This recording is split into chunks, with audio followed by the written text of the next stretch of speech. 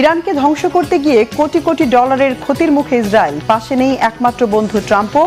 নেতানিয়াহুর পতন কি শীঘ্রই?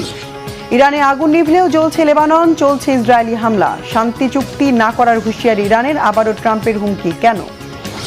মেসির রেকর্ড হ্যাট্রিক আর জয়ে বাঁধভাঙা উচ্ছ্বাসে ভাসছে আর্জেন্টিনা। ইরানি ফুটবলারদের নিয়ে মুগ্ধ কেন মেক্সিকোবাসী?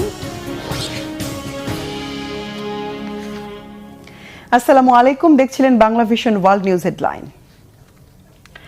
ইরানকে ধ্বংস করতে গিয়ে নিজেই খাদের পড়ে কোটি কোটি ডলারের বিশাল আর্থিক ক্ষতি আর চরম রাজনৈতিক সংকটে পড়েছে ইসরায়েল। সামরিক বিশ্লেষকরা এই পরিস্থিতিকে 2023 সালের 7 অক্টোবরের পর নেতানিয়াহুর সবচেয়ে বড় ব্যর্থতা হিসেবে দেখছেন। যদিও চুক্তির তোয়াক্কা না করে ইরানকে পারমাণবিক অস্ত্র তৈরিতে বাধা দেওয়ার এবং লেবানন সিরিয়ায় আগ্রাসন বজায় রাখার অনড় ঘোষণা দিয়েছেন ইসরায়েলি প্রধানমন্ত্রী। তবে একমাত্র বন্ধু ট্রাম্পের সঙ্গে টানাপোড়েন ইসরায়েলকে ফেলছে বহুমুখী বিপদের ফাঁদে। হাফিজুল ইসলামের ডেস্ক রিপোর্ট।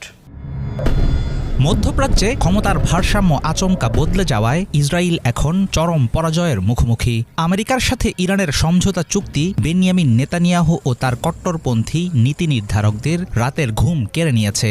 দীর্ঘদিনের চিরশত্রু ইরানকে দমাতে গিয়ে ইসরায়েল নিজেই এখন হাবুডুবু খাচ্ছে অর্থনৈতিক এবং রাজনৈতিক সংকটে। বিষয়টিকে শীর্ষ ইসরায়েলি সামরিক বিশ্লেষকেরা দেখছেন দেশটির ইতিহাসের অন্যতম বড় বিপর্যয় হিসেবে। ইরান যুক্তরাষ্ট্রের শান্তি চুক্তির ফলে আন্তর্জাতিক অঙ্গনে আঞ্চলিক পরাশক্তি হিসেবে আরও জোরালো হবে ইরানের অবস্থান।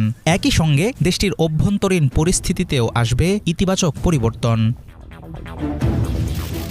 বিলিয়ন বিলিয়ন ডলারের জব্দকৃত তহবিল ফেরত পাওয়ায় আগের চাইতে শক্তিশালী হবে ইরানের হাত। এই বিপুল অর্থ দিয়ে লেবানন, ইয়েমেনের আঞ্চলিক প্রক্সি গোষ্ঠীগুলোকে সুসংগঠিত করতে পারবে আইআরজিসি। ইরানকে দুর্বল করার যে স্বপ্ন ইসরায়েল দেখেছিল তা সম্পূর্ণ ধূলিসাৎ হয়ে গেছে।